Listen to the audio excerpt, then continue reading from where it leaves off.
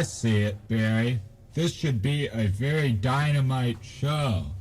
Greetings, everyone, and welcome to another edition of In Studio. I'm your host, Ted Perch, and today I have the great pleasure to be having a conversation with Doris Madsen, and she has a new exhibit of her work here at Easthampton Media's gallery at Eastworks on Pleasant Street. And we've been talking about the nature of her of the exhibit, her work, and what kind of what she put into this, and like as an artist, how she expresses her feelings into this particular exhibit. I worked on journeys for a couple of years. I started this work, before I realized what it meant. I was using the theme of migration and settlement, colonial settlement, and then I just kept working on it and realized that it was about journeys, and in journeys that we all have. This happened, like I said, over a couple years with a lot of work. And then, about a year ago, less than a year ago, when I had some work to complete for a small show at the art studio where I'm a member, I just wanted to get away from, the political stuff. And I decided it was more about water, which you'll see in the work. Yeah. And now, after that, I got that out of my system, and which was good. I had some healing to do, and when I started working on this show, or started working on this body of work, I wanted to go back to that theme. Yeah. And, there was so much that was, relevant and meaningful in our lives. There is, yes. That I wanted to connect it with things I was reading and hearing. Yeah, it seems more so now. Either the world has always been slightly crazy, and there's always been a lot of turmoil, always, for centuries. So this is, in a way, this is really nothing new that we're experiencing, and yet we are experiencing it for the first time, you and I and everyone else. So it's like, what? What's going on here? This is not good. Yeah, and the hope part, I felt like we all needed some hope. And yeah, I started talking to like my kids' generation a little bit, my nieces that I hadn't seen in a while, and nephews. Oh, what's your artwork now? Yeah. This was around Christmas, and what are you working on? I said, well, I'm working on hope because we all need it. We all need and it. and I think I got a strange look, and I wasn't. It wasn't the occasion or situation to explain too much of it. Yeah. But, at various times in our lives, God. We need that.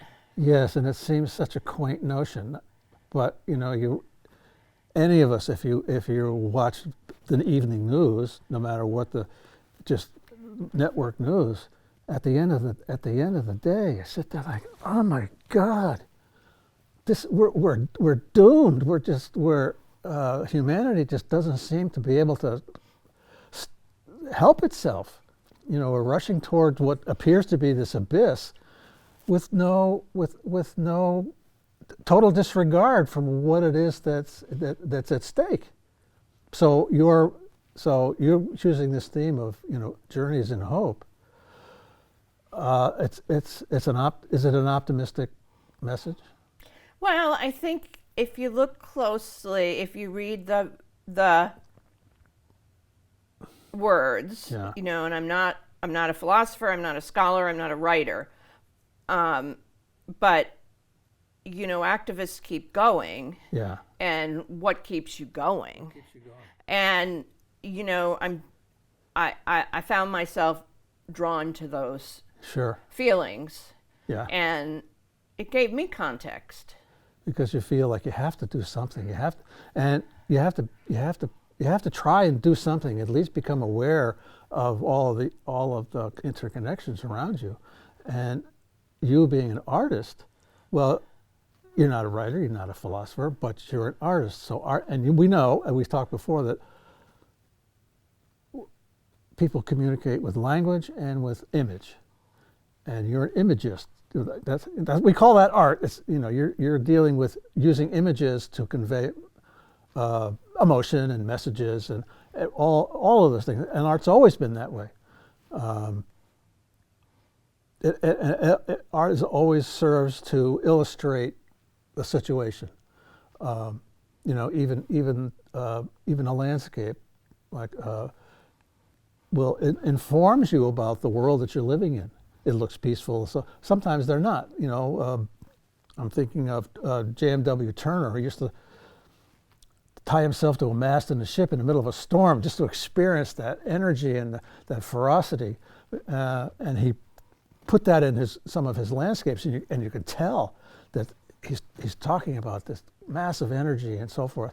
And to get a little more earthbound, paintings like Picasso, like Guernica, and the artwork of Goya, the Spanish Civil War in the 1830s, you portray, look at what we've done to each other. And you can't help but come away from those images thinking, well, it's terrible. We can't let that, whatever you can do as an individual, you come away with a sense that you can be active. You can be an activist in your own way, right? Yes. On the works, there's the notation next to each one, and there's a poem here by a Palestinian poet who unfortunately was killed in the current situation. If I must die, you must live to tell my story, to sell my things, to buy a piece of cloth and some strings, make it with a long white tail, so that a child somewhere in Gaza, while looking heaven in the eye, awaiting his dad who left in a blaze, and bid no one farewell, not even to his flesh, not even to himself, sees the kite, my kite you made, flying up above, and thinks for a moment an angel is there bringing back love.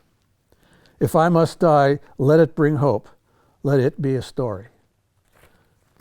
I don't want to, I can go on, and you have here another poem by John Donne, which I think we've all read from high school or wherever, forever. No man is an island, entire of itself. Every man is a piece of the continent, a part of the main. If a clod be washed away by the sea, Europe is the less, as well as if a promontory were, as well as if a manor of thy friends or of thine own were. Any man's death diminishes me, because I am involved in mankind, and therefore never send to know for whom the bell tolls. It tolls for thee. There you are. I mean, those few words pretty much is an entry into into that context as you were talking about. Well, I feel really connected to that. Yeah. This was, what's his dates? 1531, 1571? Well, it says his life was 1551 to 1631. 1551. So it's pretty, it's early on in, our history in North America. It's Europe, it's white, and he's a poet expressing things we're dealing with now. Yeah. That we've been dealing with all along. Right. And it's accumulated. Yes, it does. And cumulative. And it really spoke to me. Well, because right at the opening statement, no man is an island entire of itself. We are not separate from each other. And you also brought in the concept, African concept of Ubuntu, which means we are all interconnected with each other, with the environment, with our cultures, and we just are, and we ought not to be acting as if we were. Well, it affects us all. Yeah. You can't. It's all our responsibility. It's everyone's responsibility to deal with many of the hardships we're dealing with. Yeah. I mean, obviously, you can't, be an activist about it all. You can't wear it on your shoulders all the time, but it is your problem. And you can have the awareness that you can be aware of what you can and can't do, and you can be aware of the whole context, and sharing that awareness sometimes can be a beginning for you're actively thinking about what's going on. You look at your prints here, and you will see, and you will become part of that activist sensibility that you are a part of, or that you are conveying as well. So you can't help it. You look at these prints, and that's what you're getting. Hopefully, as you say, you're calling attention to the situation and calling out to the person to at least give it some thought. Now, we may not be individually in a position to really affect much change, but the change is actually what goes on in an individual's mind. Someone somewhere may have enough of a position to speak out and say, that's not good. And you have an audience, and it spreads. So you have to begin someplace. So you begin where you look at an image and you say, my God, yes, that's, something clicks in your head, or you read these poems or the works, and you say, oh yeah. In the art world, there's various mediums. There's paint, there's painting, there's sculpture, there's all that. Printmaking is its own little niche, or it's its own little, not little, and it has been a format for centuries. And I'm sure folks are going to come and look at these prints of yours in the format they're in. So let's talk about that, because it's a little different. You're using, was it brown paper bags? I'm using brown paper bags. Yeah, cool. Yeah, they are really mixed media. Yeah. I call myself a printmaker. Yeah. Because I've worked in that medium for many years. Yeah. But I returned to some painting here. And so I think that's important too. Yeah. There's a layer of painting on all the bags. Yeah. Because working directly on the brown paper bags as opposed to printmaking paper didn't really work too well. It's super absorbent. And, not absorbent. And, it falls apart, but... Yeah. And it's, it's brown. Yeah. Which is a nice color, but so I prepared all these surfaces with paint. Yeah. Painting. And when that dried, I could go into my home studio or my printmaking studio to continue work. Yeah. And so some of the techniques I've used are monoprint. Now, what is that? Monoprint is one of a kind. Okay.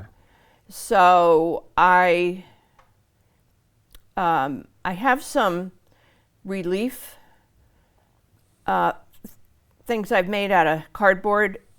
I've used a technique called collagraph. Yeah. And I've taken a piece of cardboard Yeah. and put medium on it, like an acrylic plastic medium, Yeah.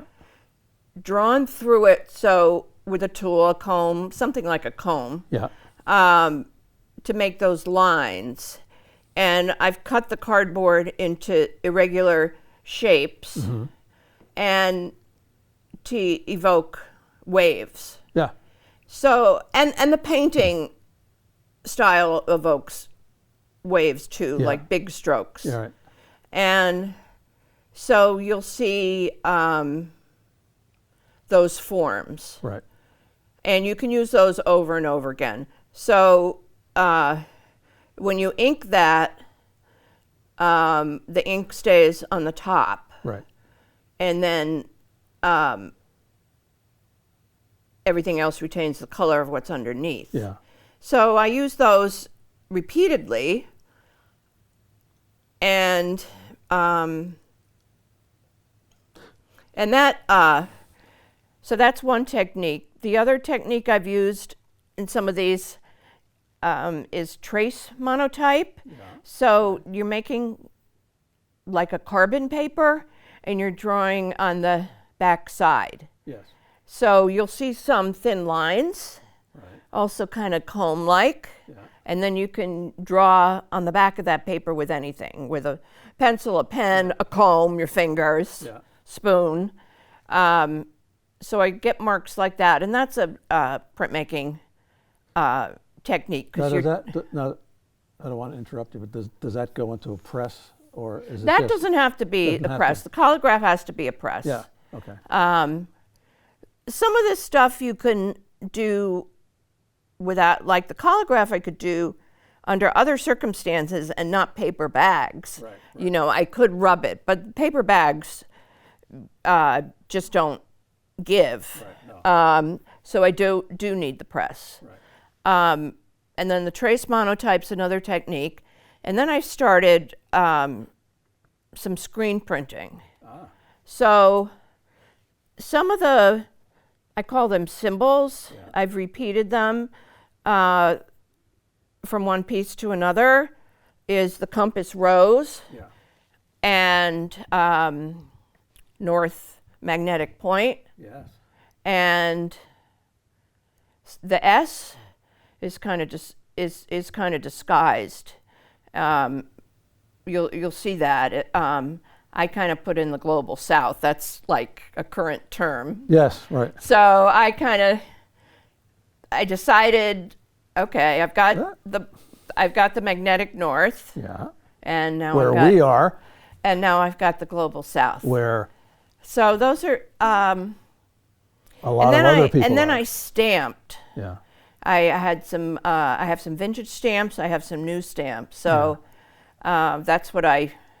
Yeah. That's what I did the words with.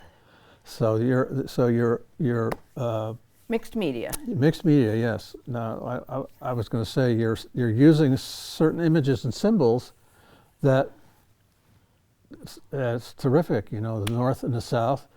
There's so much in our current context politically or culturally.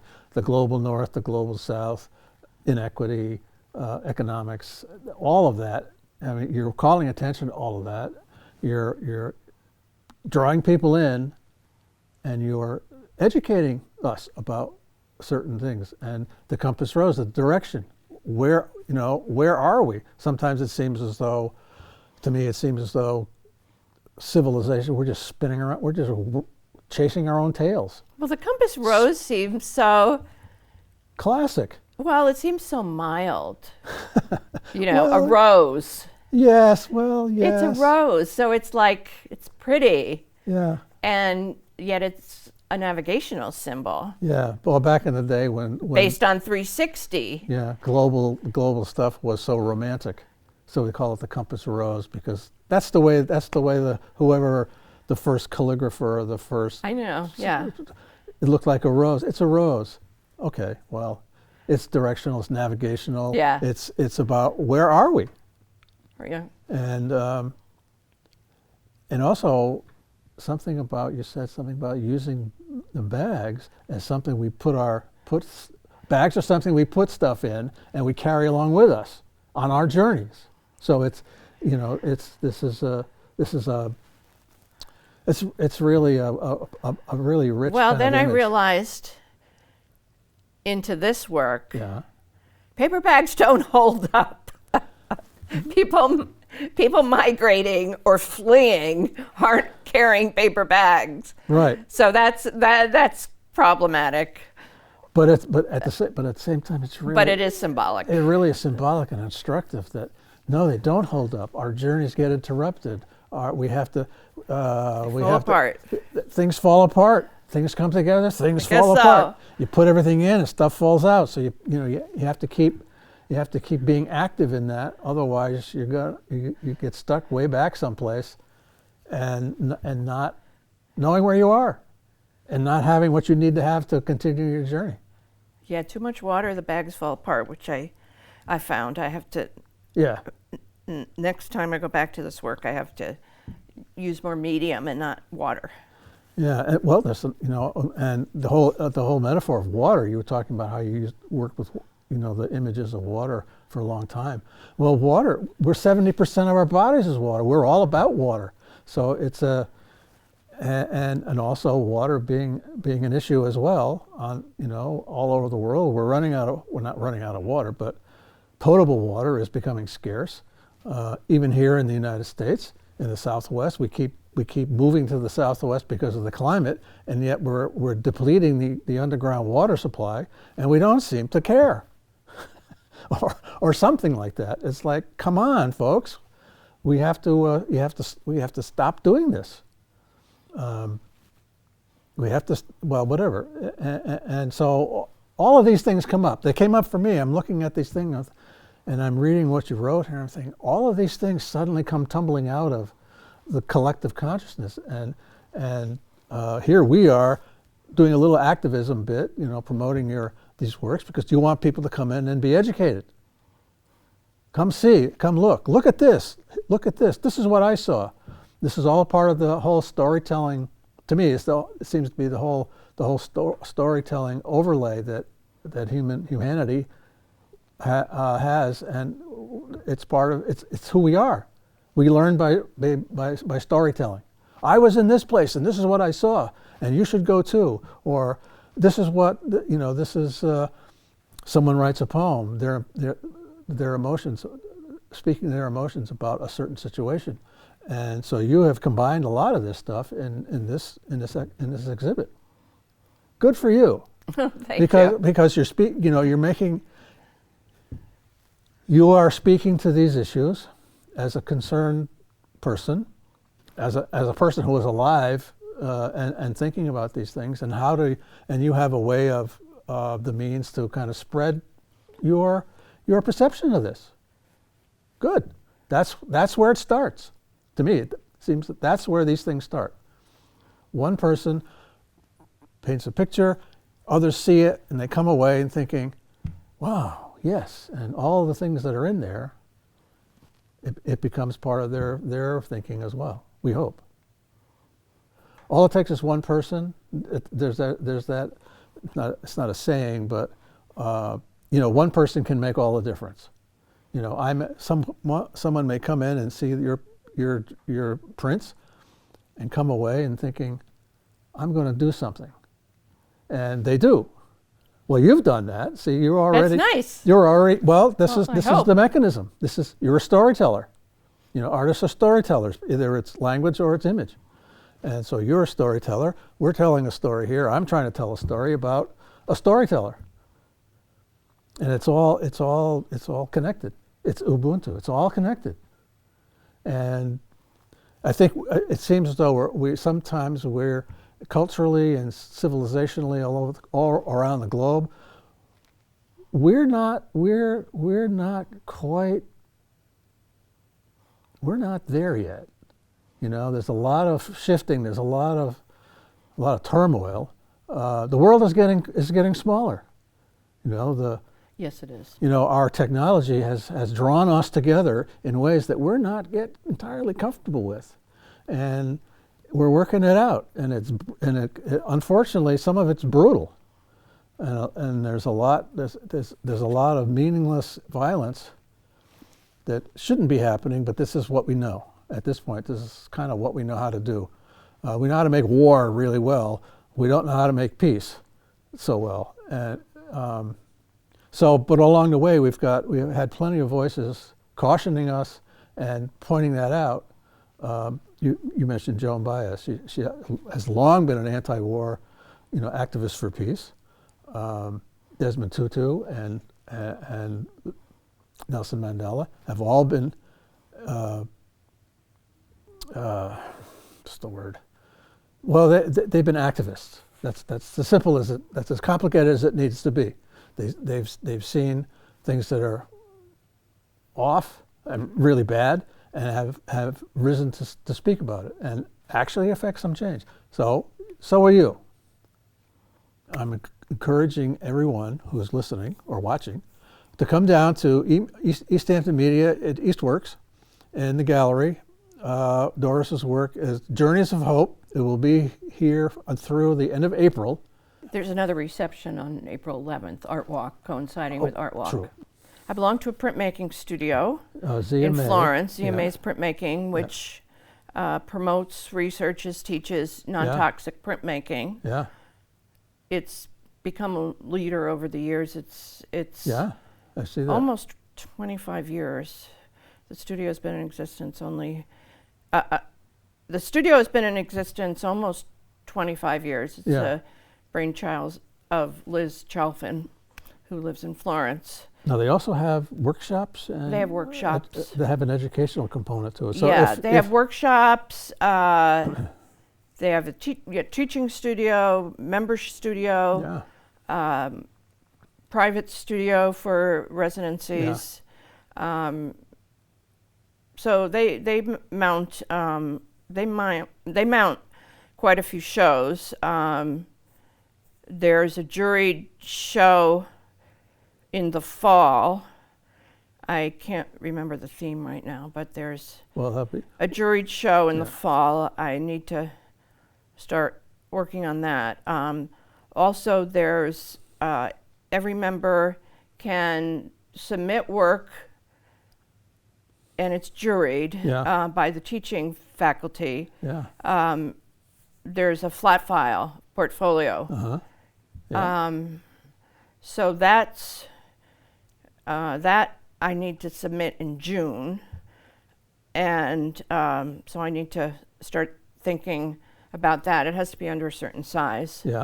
I think a couple of these pieces can go into it, but the bigger pieces, unless I want to cut them up, I don't think I do. Smaller pieces I can use without cutting up. And then I have a show in December at Forbes Library. Forbes Library, yes. You mentioned I'm looking forward to that. It's a nice gallery. That's a nice gallery. Doris, thank you for coming in and talking about your work. Once again, Doris's exhibit here at the Easthampton Media is Journeys of Hope. It's printmaking, and it's a call to wake up your consciousness about what's going on. So thank you, Doris. And thank you. You're welcome. We'll see you again. And so, from all of us to all of you, I'm still Ted Perch, and I'm still the host of this program. And we'll see you next time on In Studio. Thank you.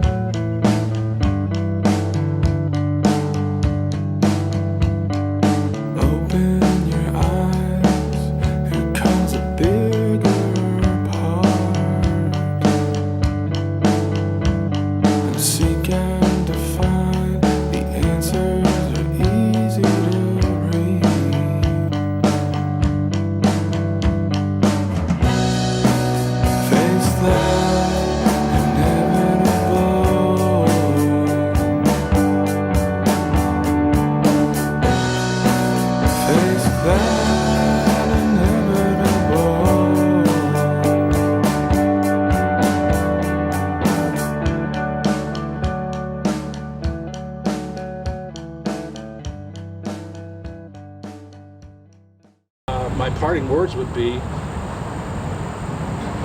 relax, have fun and rest easy. And aloha. Aloha. Aloha. Thank you.